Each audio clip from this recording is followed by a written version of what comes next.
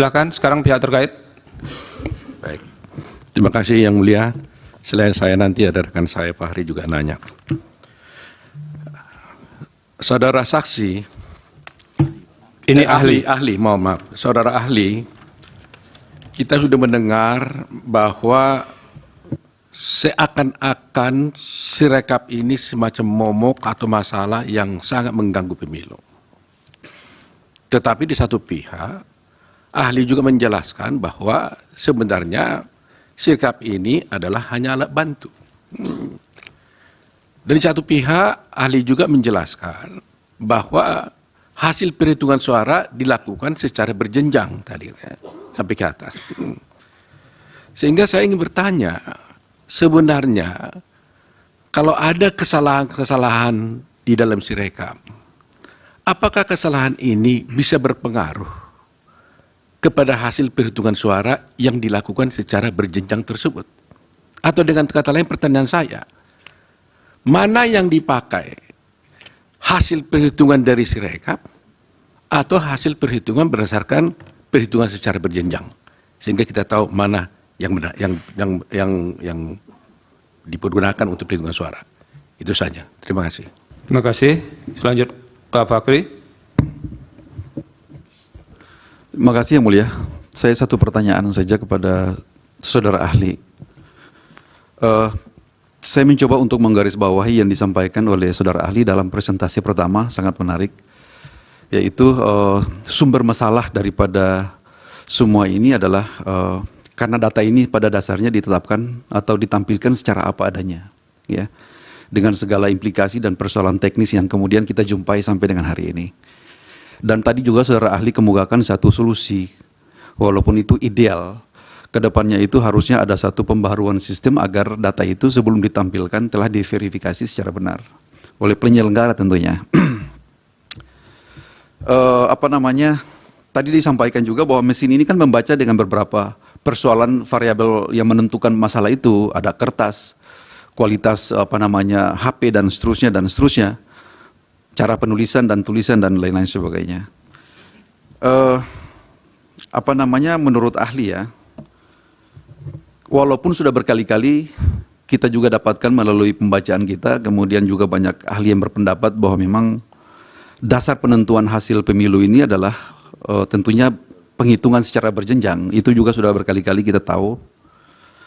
Saya mau tanya secara technicality ya, apakah kira-kira dengan model Sirekap seperti ini, itu bisa berpotensi menjadi tools, bisa menjadi alat bantu untuk melakukan suatu tindakan fraud? Karena kemarin juga ada ahli yang dihadirkan oleh pemohon dengan terang-terangan mengatakan bahwa Sirekap ini adalah alat bantu kejahatan. Walaupun itu bagi kami sangat menggelitik, tapi itulah yang ditampilkan apa adanya. Menurut saudara, apakah memang dengan Sirekap ini menjadi satu alat bantu untuk bisa memandu penyelenggara itu melakukan satu fraud? Potensial tidak yang seperti itu? Mungkin pertanyaan kami seperti itu. Terima kasih Yang Mulia. Terima kasih. Dari Bawaslu ada yang tidak ya? Cukup. Dari meja hakim. Oke. Nanti setelah ahli menjawab akan ada pertanyaan dari Prof. Arif. Silakan Prof. Eni. Baik, terima kasih pimpinan. Prof. Marsudi, bertemu lagi Pak. Jadi begini Pak Prof. Marsudi, dulu juga begitu ketika kita mempersoalkan situng. Situng itu juga alat bantu. Alat bantu yang memang dia genuine apa adanya dimasukkan di situ. Ternyata timbul ada beberapa masalah. Oleh karena itu mestinya kalau alat bantu itu kan harusnya membantu kita untuk melihat sejauh mana transparansi terkait dengan perolehan suara itu.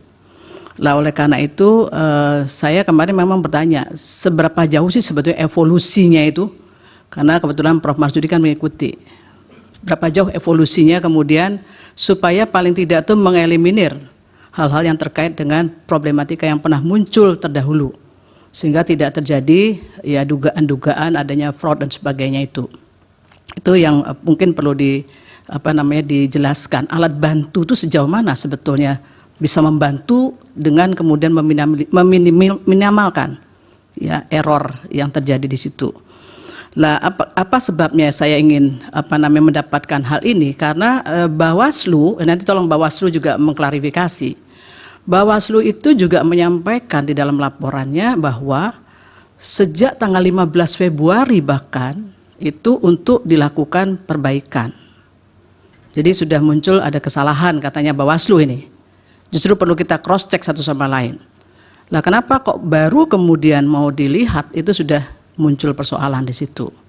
Lah berkenaan dengan hal ini supaya kita juga mendapatkan sesuatu yang terang benderang, saya juga minta kepada KPU karena saya juga coba cek lagi di bukti KPU belum ada di sini, sehingga perlu kemudian ditambahkan bukti untuk kami mendapatkan terutama dari C1-nya, C hasil ya, terkait dengan dugaan-dugaan yang muncul dari pemohon. Ini berkaitan dengan, tolong dicatat nanti ya, mungkin di permohonan bisa dilihat juga. Yang pertama terkait dengan di beberapa TPS, itu ada di permohonan halaman 134 ya, 134, kemudian sampai ke halaman 137 dari ini kebetulan saya lihat pemohon dua ya, dari permohonan yang kedua, permohonan perkara kedua ya, perkara nomor 2. Jadi ini ada TPS yang disebutkan. Ini tolong nanti diberikan bukti kan supaya kita bisa cocokkan ya. Jadi bisa terang betul Kak ini ada persoalan kemudian yang disebutkan oleh pemohon tersebut. Jadi mohon nanti bisa diuraikan lebih detail Prof Marsudi. Termasuk juga yang kemarin saya juga minta kepada Bawaslu ya untuk dicocokkan lagi di sini. Bawaslu juga menyampaikan bahkan di siaran persnya ada 11.000 lebih TPS yang mengalami persoalan terkait dengan akses Sirekap. Itu mohon bisa dijelaskan apa sesungguhnya dari sisi teknologi ini kok masalahnya kok tidak terurai terselesaikan dengan baik, tapi justru muncul di awal ketika proses orang ingin melihat dari awal terkait dengan perolehan suara tersebut. Mohon dapat dijelaskan. Terima kasih. Ya, Prof Arief, yang mulia Prof Arief, silakan. Terima kasih, Pak Ketua Sidang. Prof Marsudi, kita juga pernah ketemu 5 tahun yang lalu. Tapi saya mau komentar sedikit ini. Saya juga ketemu 5 tahun yang lalu dengan sahabat saya, Mas Bambang Wijayanto. Ternyata setelah 5 tahun kedewasaan beliau, kesabaran beliau sudah muncul. Padahal 5 tahun yang lalu saya terpaksa membentak beliau untuk suruh keluar. Tapi sekarang begitu Prof Saldi atau Pak Ketua bilang, Pak Bambang sudah selesai, sekarang sabar sekali dan sangat patuh terhadap hakim. Terima kasih Mas Bambang. Baik Pak Marsudi, begini, saya terima kasih Pak Marsudi telah menampilkan ada versi-versi penghitungan suara. Ya, versi-versinya ada yang di Sirekap, ada versi quick count, ada versi dari penghitungan manual yang dilakukan oleh para pemerhati LSM. Dan itu ada kesimpulan yang juga menarik ya. Terus begini, Sirekap itu hampir sama dengan situng peristiwanya, menjadikan masalah, terjadi curiga di antara kita. Sehingga kita melihat, mestinya kan alat bantu itu bisa membantu kita supaya juga bisa diketahui hasilnya secara cepat dan tidak ada kecurigaan di antara kita. Mestinya kan begitu KPU ya, Pak Hasim ya. Ini